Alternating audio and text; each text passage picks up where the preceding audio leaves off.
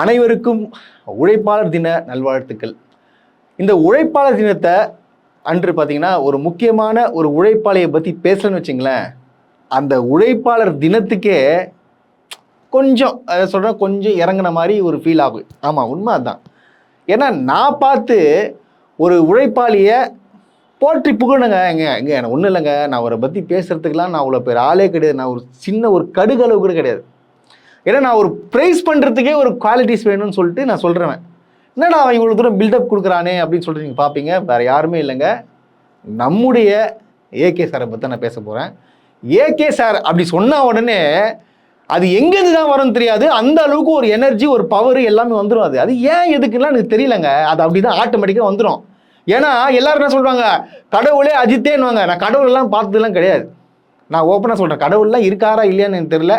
நான் நேரில் அவரை பற்றி சொல்லணும் கேள்விப்பட்டதுனால மனித கடவுள் அஜித்குமார், கடவுள்லாம் இப்படி தான் பண்ணுவார், அதாவது எதனா ஒரு பிரச்சனைன்னு போய் நின்றா உதவக்கூடியவர். ஏங்க ஒன்றும் இல்லை, நம்ம என்ன எவ்வளோ கடவுள்கிட்ட வேண்டுறோம், முட்டி போட்டு வேண்டுறோம், எல்லாம் பண்ணுறோம். ஏதாச்சும் ஒரு ரியாக்ஷன் ஒன்று கிடைக்குதா? எனக்கு பொறுத்த வரைக்கும் நான் ட்ரை பண்ணிட்டு எனக்கு கிடைக்கல. ஆனால் என்னை சார்ந்தவர்கள், எனக்கு தெரிந்தவர்கள் பார்த்தீங்கன்னா அஜித்குமார் என்ற மனிதன்கிட்ட ஒரு உதவின்னு ஒன்று கேட்டதுக்கு ஹெல்ப் பண்ணியிருக்காரு. நான் அவரை கடவுளை நான் பார்க்குறேன். ஸோ அதனால் கடவுள்னா என்னடா கடவுளை இப்பெல்லாம் இல்லை, நான் கடவுளை பார்த்ததில்லை, நான் அஜித்குமாரை தான் பார்த்தேன். சிம்பிள், புரிஞ்சிச்சிங்களா? அவ்வளோதான் விஷயமே. ஸோ இதுலேருந்து நான் என்ன சொல்ல வரேன்னா, இன்னைக்கு பிறந்திருக்காரு பாருங்க, அதாவது மே 1 உழைப்பாளர் தினத்தன்று இவர் பிறந்திருக்கார். இது ஆட்டோமேட்டிக்காக நடந்துச்சா இல்லை எப்படி நடந்துச்சுன்னு சொல்லிட்டு எனக்கு உண்மையாகவே தெரியலங்க. அதாவது தன்னுடைய சுயநலத்துக்காக ரசிகர்களை யூஸ் பண்ணுறவங்க யாருன்றது உங்களுக்கு எல்லாருக்கும் தெரியும். அவன் பேரை சொல்கிறதுக்கே அசிங்கமாக இருக்குது இந்த நாளில். பேரை சொல்ல விரும்பாதவன் தான் அவன். ஏன்னா தன்னோட ரசிகர்களை சுயநலத்துக்காக யூஸ் பண்ணி தான் வளரணும் அப்படின்னு நினைக்கிற அவரு. ஆனால் இவர் யார் தெரியுமா? நான் என்னுடைய ஒர்க்கு நான் பார்க்குறேன், எனக்கு டேலண்ட்டை யூஸ் பண்ணி எனக்கு காசு வருது, அதனால நீங்கள் என்ன படம் பார்க்குறீங்க, கரெக்டு. ஆனால் என்னை துதிப்பாடி புகழாதீங்க, எனக்காக என் பேர் வச்சு எதுவுமே பண்ணாதீங்க. நீங்கள் உங்கள் குடும்பத்தை பாருங்கள், நான் என் குடும்பத்தை பார்க்குறேன், நான் என் வேலையை பார்க்குறேன், நீ உங்கள் வேலையை பார்த்து சம்பாதிங்க, நீ உங்கள் குடும்பத்தை நல்லா இருந்துச்சுன்னு சொல்லிட்டு என் காதில் விழுந்துச்சுன்னா அந்த சந்தோஷம் எனக்கு போதும் அப்படின்னு சொல்கிறவர் தான் மனித கடவுள் அஜித்குமார். உண்மைதாங்க, அவரால் எத்தனை பேர் மனமாற்றம் அடைந்து தன்னுடைய குடும்பத்தையும் தன் வர்க்கையும் எத்தனை பேர் பார்த்துட்டு இருக்காங்க தெரியுமாங்க உங்களுக்கு? எங்க தமிழ்நாட்டில் எடுத்துக்கோங்க, இப்படியாப்பட்ட ஒரு மனிதன் சொல்லி நிறைய பேர் கேட்டிருக்காங்க. ஒரே மனிதன் அஜித்குமார் தான்.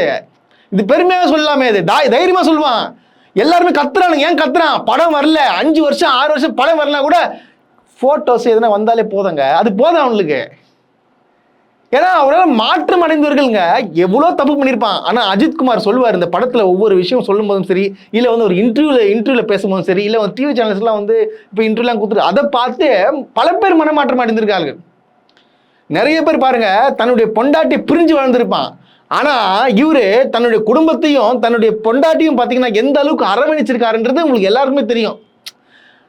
அதை பார்த்துட்டு பிரிஞ்சு போனவரோட ஒன்றா சேர்ந்துருக்குறாங்க. இதெல்லாம் நான் எங்கே போய் சொல்கிறது, உங்ககிட்ட தான் சொல்ல முடியும். அதாவது உங்களுக்கு எல்லாருக்கும் தெரியும், இருந்தாலும் சொல்கிறேன். நிறைய பேருங்க, நான் நிறைய விஷயங்கள் அஜித்குமார்ன்ற யூடியூப்ல நான் போட்டவனே பார்த்தீங்கன்னா நிறைய பேர் என்ன சொல்கிறாங்கன்னா, கண்ணீர் விட்டு சொல்கிறாங்க, அட நான் அஜித்குமார் இல்லை நான் இருந்திருக்க முடியாதுங்க. ஏங்க ஒன்றும் இல்லைங்க, எஸ்ஜே சூர்யா எடுத்துங்க, ரப்பர் செருப்பு போட்டு சொல்கிறேன் ஒரு வீடியோவில். இப்போ வரைக்கும் நான் இப்படி தாங்க வாலி டைரக்ட் பண்ணும்பொழுது நான் இந்த செருப்பு புது செருப்பாக இருக்குது, அதில் உள்ள பின்னெல்லாம் போட்டிருக்கோம், சட்டையில் பட்டன்லாம் இருக்காது. இப்போது இவன் தான் டைரக்டர் அப்படின்னு ஒரு ஹீரோ மற்றவங்கள பார்த்து சொல்லணும். அது அஜித் சார் அப்போ என்னை மற்றவங்கள்ட்ட இன்ட்ரடியூஸ் பண்ணிப்பார். சூர்யா என்னோட அடுத்த டைரக்டர் அப்படின்னு சொல்லுவாங்க. அவர் சொல்லும்போது மற்றவங்களாம் அப்படி ஒரு மாதிரி பார்ப்பாங்க, என்ன அஜித் சாருக்கு என்ன ஆச்சு, இப்படி ஒரு ஆளை பிடிச்சி டைரக்டர் ஆகிறாரு அப்படின்னு சொல்லுவது. அப்போ அவங்க ஃபேஸை ரீட் பண்ணிவிட்டு அப்போ அஜித் சார் என்ன பண்ணுவார்னா, என்னை கொஞ்சம் ஓவராக இழுத்து தோல் மேலே கை போட்டு, என்ன டார்லிங் அப்படி இப்படின்னு சொல்லி அதை சரி பண்ணுவார் என்னைய. அதை நான் என்றைக்கும் மறக்க முடியாது. That's இன்னைக்கு today I am someone, it's all started there. Rubber செருப்பை போட்டு பார்த்தீங்கன்னா அந்த பின்னு கொடுத்துருக்கோம். அது போட்டு நான் போனேன். ஒரு வாட்டி வந்து அஜித்குமார் வந்து என்னை இன்ட்ரடியூஸ் பண்ணி விட்றாரு. எல்லா யூனிட்டையும் வந்துப்பா என்னோட அடுத்த படத்துல டேரக்டர் இவரு தான் அப்படின்னு சொன்ன உடனே அந்த பட்டன் இல்லா சட்டை அந்த ரப்பர் செருப்பெல்லாம் பார்த்தோன்னே என்னப்பா ஐயா இவரா இன்னும் அஜித்குமாருக்கு பைத்தியம் கீதம் பிடிச்சிக்கிச்சா அப்படின்னு சொல்லிட்டு யார் எஸ்ஜே சூர்யாவை ஏளனமாக பார்க்குறாங்க. அப்போ அவர் என்ன பண்ணுறான்னு பார்த்தீங்கன்னா அஜித்குமார் அவர்கள் வா டார்லிங் சொல்லிட்டு தோல் மேலே கையை போட்டு எப்படி தோல் மேலே கையை போட்டு அரவணைச்சு அவரை மாற்றினார். அவருக்கு என்ன கலர் பிடிக்கும்னு கேட்டவுடனே ஒயிட் கலர் கார்னு ஒயிட் கலர் கார் கொடுத்தாரு. இதை எஸ்ஜே சூர்யா பல மேடைகளில் பேசுறாங்க. நான்லாம் ஒன்றுமே கிடையாதுங்க, அவர் கொடுத்ததாங்க இது. இந்த மாதிரி நிறைய விஷயங்கள் இருக்கு. இன்னொன்று தெரியுமா, நான் இன்னொரு வீடியோ ஒரு கிளிப்பிங் பார்க்கும்போது நான் பார்த்தேன். ஒருத்தர் வயசானவர் இருக்காரு. அவர்கிட்ட வந்து ஒருத்தர் இன்டர்வியூ கேட்குறாரு, அஜித்குமாரை பற்றி உங்களுக்கு தெரியும், அஜித்குமார் உதவி பண்ணுறேன்னு கேள்விப்பட்டேன், அதனால வந்து கேட்டிருக்கேன்னு சொல்றதுக்கு அவர் என்ன சொல்றது, ஆமாங்க மாதம் இன்ன வரைக்கும் மாதம் என் பொண்ணுக்கு 10,000 ரூபா கொடுத்துட்டு இருக்காரு. அவருக்கு கொடுக்கணுன்ற அவசியம் இல்லை, என் பொண்ணு வந்து ஊனமுற்றவர் சொல்லிட்டு அவருக்கு நல்லா தெரியும், அதுக்காக வந்து இத்தனை நாளாக வந்து ஹெல்ப் பண்ணிட்டு இருக்காரு, எதுக்கு அவருக்கு ஹெல்ப் பண்ணணும், ஆனால் ஹெல்ப் பண்ணுறாரு அப்படின்னு சொல்கிறாரு. அஜித் சாரு என் பாப்பாவுக்கு மாதம் 10,000 கொடுத்துருக்கிறாரு. ஹாஸ்பிட்டல் செலவு, ஈச்சார்ஜ் செலவு எல்லாமே அரசாங்கம் மயிரம் பண்ணல. எப்பயில இருந்து நான் உங்களுக்கு மாசம் 10,000 ரூபாய் போட தொடங்கினாரு? 95 என் பொண்ணு போந்தா ஊனமுற்றவ தான். 10 வருஷமா எனக்கு 10,000 போட்டுங்கிறாரு. அப்போ 10 வருஷமானா மாசம் 10,000. அஜித் என்ன அவர் என்ன செய்யணும், தலையெழுத்தா ஊனமுற்றவங்களுக்கு வேலை செய்யறாங்க பாத்தீங்களா? அவங்க வீட்டுல அத்தனை பேருக்கும் வீடு கட்டி கொடுத்துருக்காரு. இங்க பாருங்க, அவங்க அந்த அம்மா கண் கலங்கி எந்த அளவுக்கு பேசுறாங்கன்னு பாருங்க. நல்லா இருக்கிறோம் சார் புண்ணியத்தில் మేము எல்லாரும் நல்லா இருக்கோம். குழந்தை குட்டியோட మేము வந்து நல்லா வாழ்கிறோம். எங்களுக்கு நல்லா வாழ்க்கை கொடுத்துருக்காரு. அது வந்து எப்பவும் நான் மறக்க முடியாது. நான் சாவர வரைக்கும் என்ன மறக்க முடியாது. ఆయన வந்து நல்லா இருப்பாரு, குடும்பமும் எல்லாமே நல்லா. ஐயன் பார்க்குறதுக்கு தான் வந்து இருக்கிறேன். இந்த மாதிரி யாருன்னா பண்ணியிருக்காங்களாங்க? ஏங்க உதவி பண்ணிட்டு தயவு செய்து என் பேரை சொல்லாதீங்க அப்படின்னு சொல்லக்கூடியவர் தாங்க அஜித்குமார். நான் கேட்குறேன், இந்த மாதிரி இவ்வளோ விஷயங்கள் பண்ணியிருக்காரு, இத்தனை பேர் வந்து சொல்லியிருக்காங்க, இந்த மாதிரி விஜய் எனக்கு பண்ணாரு அப்படின்றத மட்டும் எவனா சொல்லுங்க பார்க்கலாம். விஜயால நான் உயர்ந்தேன், விஜயால தான் நான் படிச்சுட்டு இருக்கேன், விஜய் தான் என்னை காப்பாத்தினாரு அப்படின்ற ஒரே ஒருத்தனை கூட்டு வந்து காட்டுங்கடா பார்க்கலாம். நீங்க யாரு கூட போய் யாரை கம்பேர் பண்ணி பேசிட்டு இருக்கீங்க? நீங்க நீ உச்ச நடிகர் வேணா இருக்கலாம், இவர் மக்களுடைய உச்சத்தில், அதாவது பார்த்தீங்கன்னா உச்சனா அவரை கடவுளாக பார்த்துட்டு இருக்காங்க. அந்த மாதிரி ஆடலாம் அஜித்குமார். இது போக இன்னொரு விஷயம் சொல்கிறேன் கேளுங்க. ஒரு பத்திரிக்கையாளருக்கு உடம்பு சரியாமல் போயிடுச்சு. ஸோ வந்து பார்த்தீங்கன்னா அங்கே இருக்க எல்லாமே சேர்ந்து அஜித்குமார் அவர்கள் அணுகுறாங்களாம். அணுகுன என்ன பண்ணுறாங்கன்னா, அவர் பார்த்தீங்கன்னா ஒரு முக்கியமான ஒரு பெரிய ஹாஸ்பிட்டல் சேர்த்துட்டாங்க, காசு கட்டுறதுக்கு காசு இல்லை. என்ன பண்ணுறாங்க, ஒரு பிஆர்ஓ அனுப்பாமல் என்ன பண்ணுறாரு, அஜித் அவர்களே வந்து நேரடியாக வந்து எவ்வளோ பணமும் செலவு பண்ணுறாங்க, இருந்தாலும் அவருடைய உயிரை காப்பாற்ற முடியல. அடுத்த கட்ட நடவடிக்கை என்ன, அவரை கொண்டு போய் எரிக்கிறது, நெக்ஸ்ட் வேலைகள்லாம் பார்ப்பாங்களே. அதனால் அஜித்குமார் என்ன பண்ணுறாரு, அவங்க இந்த பத்திரிகையாளர் ஆளுங்கிட்ட பார்த்தீங்கன்னா அவர் அட்ரஸ் எங்கேன்னு கேட்டோம்னா அவங்க சொல்கிறாங்க சாலி கிராமத்தில் இருக்குது. எல்லா லொக்கேஷனும் வாங்கிட்டு என்ன பண்ணியிருக்காருன்னா, ஸ்ட்ரைட்டாக அவர் வீட்டுக்கு போயிட்டு எப்படி அந்த பாடியை தூக்கும் போது 3வது கையாக அஜித்குமார் கை வந்து இருக்குது, அவருக்கு ஹெல்ப் பண்ணியிருக்காரு. அப்புறம் வந்து குடும்பத்துக்கும் ஹெல்ப் பண்ணியிருக்காரு. இந்த மாதிரி நான் சொல்லிக்கிட்டே போகலாம்.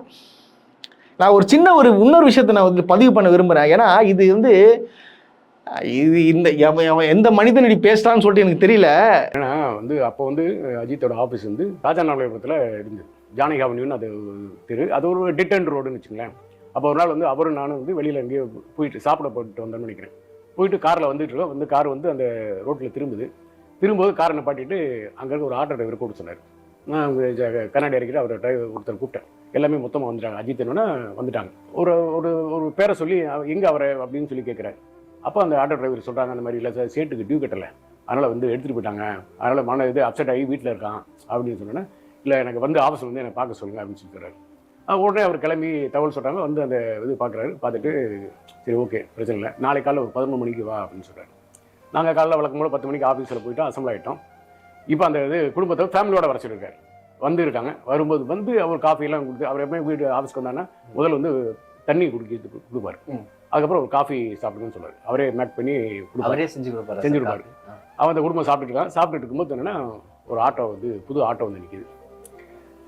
அந்த குடும்பத்தை கூப்பிட்டு வந்து இதெல்லாம் பூஜை பண்ணி இந்த சாவியை கொடுத்து இந்த ஆட்டோவை நீங்கள் எடுத்துங்க அப்படிங்கும்போது அந்த ஆட்டோ டிரைவர் கண்ணில் வந்து அப்படி கண் கலங்கி நிற்கிறார். அந்த குடும்பமே அப்படி நிற்கிது. அவர் சொல்கிறார், ரஜிஸ்டர் ஒன்றும் இல்லை, இதுக்கப்புறம் வந்து நீ யாருக்குமே டியூ கட்ட வேணா, யாருக்கும் பயப்பட வேண்டியதில்லை, நீ வந்து சந்தோஷமா இரு அப்படின்னு சொல்லி அனுப்பிச்சிட்டாரு. அவங்களாம் கிளம்பிட்டாங்க. அதுக்கப்புறம் வந்து ஒரு லஞ்ச் டைமில் பேசிட்டு இருக்கும்போது நான் அவர்கிட்ட கேட்டேன், இந்த மாதிரி வந்து என்னஜி இது மாதிரி வந்து எதுக்கு இந்த ஆட்டோ வாங்கி கொடுத்தீங்களோ? இல்லை டெய்லி வரும்போது வணக்கம் பாப்பில் நான் பார்த்துட்டே இருப்பேன், இன்றைக்கி ஆளை காணப்பட்டனால தான் கேட்டேன் அப்படின்னாரு. அந்த ஒரு வணக்கம் வைக்கிறதுலாமா ஒரு ஆட்டோ வாங்கி கொடுப்பீங்க அப்படின்னு கேட்டேன். அதுக்கு அவர் என்ன சொன்னார், நீங்கள் என்னை வந்து தொடர்ந்து பார்த்துட்ருக்கீங்களா, எத்தனை வருஷம் பார்த்துட்ருக்கீங்க, இன்றைக்கி என் ஸ்டேட்டஸில் இருக்கிற ஆட்கள் வந்து ஒரு நாள் இரவு வந்து ஹோட்டலுக்கு போனாங்கன்னா 2 லட்சம் 3 லட்சம் செலவு பண்ணுற இதில் இருக்காங்க. நான் எனக்கு அந்த பழக்கம் கிடையாது. நான் அந்த ஹோட்டலுக்குலாம் அந்த கல்ச்சருக்குள்ளே போகிறது கிடையாது. ஸோ அந்த 3 லட்ச ரூபா செலவு பண்ணக்கூடிய தகுதி எனக்கு இருக்குல்ல. ஸோ அந்த காசை வந்து ஒரு ஏழைகளுக்கு ஒரு இந்த மாதிரி வந்து உதவி செஞ்சோம்னா அவங்க பண்ணுற பிரார்த்தனை வந்து நம்மளை வாழ வைக்கும் அப்படின்னு சொன்னார். உண்மையிலே எனக்கு வந்து பெரிய ஆச்சரியமாயிடுச்சு. அது என்ன சொல்றாருன்னு பார்த்தீங்கன்னா, ஒருத்தருக்கு வந்து என்ன பண்ணுறாருன்னா, ஒரு அஜித்குமார் வந்து போகும்போது வரும்போதெல்லாம் வந்து ஒரு ஆட்டோக்காரர் என்ன பண்ணுறாருன்னா, சார் வாங்க சார் சொல்லிட்டு சல்யூட் அடிச்சுட்டு போவாங்களாம். அன்னைக்குன்னு பார்த்தீங்கன்னா அந்த ஆட்டோக்காரர் வந்து அந்த இடத்துல இல்லையா.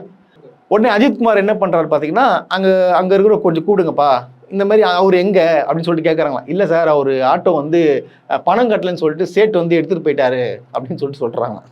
சரின்னு சொல்லிட்டு இவரை வந்து இந்த நாள் இந்த டைமுக்கு என்னை வந்து பார்க்க சொல்லு அப்படின்னு சொல்லிட்டு ஃபோன் நம்பர் டீட்டெயில்ஸ்லாம் கொடுத்துட்டு போயிடுறாங்களாம். அவர் ஒரு 3-4 நாள் கழித்து பார்த்தீங்கன்னா அவர் வீட்டுக்கு போகிறாரு. வீட்டுக்கு போகணும் வர வச்சு பார்த்தோன்னா அவரே, உங்களுக்கு தெரியல அஜித்குமார் அவர்கள் பார்த்தோன்னா அவரே செஞ்சு கொடுத்து மற்றவங்க சந்தோஷப்படுத்தணும், டீ போட்டு கொடுத்து குடின்னு சொல்லிட்டு ஒரு 1/2 அன் ஹவர் வெயிட் பண்ண வச்சுட்டு கொஞ்சம் வெளியே வாப்பா அப்படின்னு சொல்லிட்டு போன உடனே ஒரு புது ஆட்டோ வந்து நிற்குதான். அவருக்கு என்ன சொல்கிறது தெரியல, கண் கலங்குறாராம். ஐயா நீங்கள் ரொம்ப நன்றிங்கய்யா, நீங்கள் திடீர்னு ஆட்டோ கிட்டலாம் வாங்கி தரீங்க அப்படின்னு சொன்னோன்னே, நீ வச்சுக்கோ அப்படின்னு சொல்லிட்டு வச்சுட்டு நல்லா இரு, இதை கரெக்டாக யூஸ் பண்ணுன்னு சொல்லிட்டு ஆட்டோ சாவி அவங்க மனைவியை கூப்பிட்டு சாவியை கொடுத்து போங்கன்னு சொல்லிட்டு சந்தோஷமாக அனுப்பிச்சி விட்ருக்காங்களாம். உடனே அஜித்குமார்கிட்ட கூட வந்து கேட்குறாராம், நீங்கள் ஏங்க கை காட்டினவருக்கெல்லாம் வந்து நீங்கள் ஆட்டோ இந்த மாதிரி பொருள்லாம் வாங்கி தரீங்க, என்ன இது கை காட்டினா ஆட்டோ வாங்கி தந்துருவீங்களா அப்படின்னு சொல்லிட்டு கேட்டதுக்கு அஜித்குமார் ஒரு வார்த்தை சொல்கிறாராம், பிரதர் நான் மற்ற நடிகர்கள் பெரிய ஆளுங்களை மாரிலாம் பார்த்தோன்னா ஒரு ஹோட்டலுக்கு போனால் 2 லட்சம் 3 லட்சம் செலவாகும், இல்லை 6 லட்சம் செலவாகும், அந்த மாதிரி நான் பண்ண மாட்டேன். ஆனால் எனக்கு அந்த மாதிரி செலவு பண்ணுற தகுதி எனக்கு இருக்குது, எனக்கு அது பண்ணுறது எனக்கு பிடிக்கல. அதனால் நம்மை சுற்றி இருக்கிறவங்களுக்கு ஏதாச்சும் என்னால் முடிஞ்சதை அந்த காசை வந்து இவங்களுக்கு நான் கொடுத்தேன்னா அவங்க வந்து என்னை வாழ்த்திட்டு போவாங்க, அவங்களால நான் இன்னும் ஒரு 3-4 வருஷம் வாழ்வேன் அப்படின்னு நம்பாரு. அவன் தான் மனுஷன். அந்த மனுஷனுக்கு பிறந்த நாள் விழா, இன்னைக்கு பிறந்த நாள், அவரை பற்றி பேசலைன்னா தப்பு இல்லையா? அதான் சொல்கிறேன், மீண்டும் சொல்கிறேன், அஜித் என்பவர் ஒரு மிகப்பெரிய மாமனிதர். ஆனால் இப்போ மணி என்ன ஆகுதுங்க, 1 கரெக்டாக, சரிங்களா? இப்போ வரைக்கும் ஒருத்தங்க கூட இந்த தாவேக்காவை சார்ந்தவர்கள் ஒருத்தங்க கூட ஏகே சாருக்கு வாழ்த்து சொல்லலை. இதுவா எலெக்ஷனுக்கு முன்னாடி ஓட்டு போகிறதுக்கு முன்னாடி மட்டும் அஜித் சாரோட பிறந்தநாள் வந்துச்சுன்னு வச்சுக்க, இந்நேரத்துக்கு என்ன பண்ணுவான், தலை ரசிகன் தளபதி தொண்டன் சொல்லிட்டு போட்டு விட்டு என்ன பண்ணுவான், ஹாப்பி பர்த்டே ஏகே சார்னு சொல்லிட்டு போடுவானுங்க, சீனை போடுவாங்கன்னா ஒருத்தன் கூட போடல. இதுதான் உண்மை. சுயநலவாதி, அவன் தலைவனும் சுயநலவாதி, இவங்களும் அப்படி தான், இவங்க தற்கூறிங்க, இவனுங்கெல்லாம் வந்து திருந்த மாட்டாங்க. இப்படி தான், அதாவது தனக்கு எப்போ என்னென்ன தேவையோ அது மட்டும் பண்ணிக்கின்னு கழட்டு ஒரு ஆள் தான் இந்த மாதிரி கேவலமான கும்பல். இதுக்காக தான் தொடர்ந்து இந்த டோட்டல் கும்பலியை அழிக்கிறதுக்காக நாங்கள் வந்திருக்கோம். உண்மை இங்கே பாருங்கள், எலெக்ஷன் முடிஞ்சதுக்கப்புறம் இந்த தாவேக்கான்ற கட்சியே இருக்காது. அதுக்கப்புறம் பார்த்தோன்னா விஜய் ரசிகர்களும் விஜய் மட்டும் தான் இருப்பாங்க. இதுதான் உண்மை, இதுதான் நடக்க போகுது. நான் கடைசியாக ஒரு விஷயத்தை நான் பதிவு பண்ண விரும்புகிறேன். எல்லாருக்கும் பார்த்தோன்னா ஒரு லட்சியம் இருக்கும். சின்ன வயசில் என்ன சொல்லுவோம்னா, நம்ம கலெக்டர் ஆகணும், நான் வந்து போலீஸ் ஆகணும் அப்படின்னு சொல்லிட்டு பார்ப்போம். ஆனால் பார்த்தோன்னா ஆகாமல் வேற ஒரு ஃபீல்டில் போய்டும். ஏன் படித்த இன்ஜினியருக்கு படிப்பான், அவன் போயிட்டு நான் பார்த்தோன்னா அக்கௌண்ட்ஸ் டிபார்ட்மெண்ட்டில் வேலை செஞ்சுட்டு இருப்பான், இல்லை வந்து கவர்மெண்ட் ஆஃபீஸில் போய் வேலை செஞ்சுட்டு இருப்பான். ஸோ இந்த மாதிரி தான் தன்னுடைய பேஷனை விட்டு மாறுவாங்க. ஆனால் நம்ம தலை அவர் நடிகராக போனார், இருந்தாலும் அவர் ரொம்ப பிடிச்சது என்ன, பைக் ரேசிங்கு, ஃபோட்டோகிராஃபி. ஸோ இந்த மாதிரி விஷயங்கள் அவருக்கு பிடிக்கும், மெக்கானிசம்லாம் ரொம்ப பிடிக்கும் அவருக்கு. இந்த மாதிரி இந்த ஏரோநாட்டிக்கல்ஸு, ஸோ இந்த மாதிரி இன்ட்ரெஸ்ட் பிடிக்கிறதுனால என்ன பண்ணுறேன்னா, 55 வயதானாலும் சரி நான் வந்து நான் நடிக்கிறேன், இருந்தாலும் நான் பேஷனை கைவிடக்கூடாது அப்படின்றதுக்காக இந்த 55 வயதிலும் பார்த்தா ரேஸில் கலந்துக்கிட்டு இந்தியாவுக்கு பெருமை வந்து தேடி தந்திருக்காரு இந்த மனுஷன். அதுதாங்க ஒரு பேஷனோட வாழணும். ஏங்க நான் வாழறேன்னா ஏதாச்சும் நான் ஒன்று பண்ணணும், எனக்கு பிடிச்சதை நான் பண்ணி சாதிக்கணுன்றான் பாரு, அவன் தான் ஏகே. அவனோட ரசிகர்கள் தான் ஏகே ரசிகர்கள் பெருமையாக சொல்லுவாங்க. ஏன்னா அஜித்குமார் என்ன பண்ணுறாரு, அவரோட பேஷன் என்னமோ அதை பார்த்து பண்ணுறாரு. அதே போல தான் ரசிகர்களும் மாறிட்டு இருக்கிறாங்க. இதுக்காக தான் நான் மீண்டும் சொல்கிறேன், எதுக்காக இவருக்கு இவ்வளோ பேர் ரசிகர்களாக இருக்காங்க, படமும் வரல எதுவுமே வரல, இருந்தாலும் அஜித் அவர்களை வந்து நான் கொண்டாடுவேன்னு சொல்கிறாங்க. எதுக்காக நினச்சிட்டு இருக்கீங்களா? இதுக்காக மட்டும்தான். இந்த மே 1ஆம் தேதி வந்து பிறந்ததுக்கு பார்த்தோன்னா இந்த உழைப்பாளர் தினத்துக்கு பெருமையா இல்லை அஜித்துக்கு பெருமையான்றது எனக்கு தெரியல. எப்படி இருந்தாலும் தலை, ஹாப்பி பர்த்டே தலை.